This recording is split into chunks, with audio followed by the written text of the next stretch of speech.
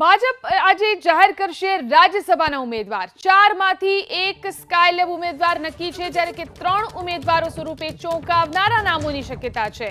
3 બેઠકમાંથી એક મહિલાના નામની ચર્ચા છે, જ્યારે કે બાકીના 2 ઉમેદવારોમાંથી એક અનુસૂચિત જાતિ અને ત્રીજી બેઠક માટે પાટીદાર નેતાની પસંદગી થઈ શકે છે। ફોર્મ ભરવા ગુરુવારે છેલ્લો દિવસ હોવાથી આજે તમામ ઉમેદવારોના નામ જાહેર થશે।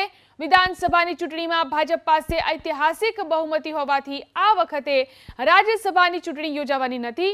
જેમની ઉમેદવારી થશે તે બિનહરીફ થઈ અને 6 વર્ષ માટે પ્રતિનિધિત્વ કરશે।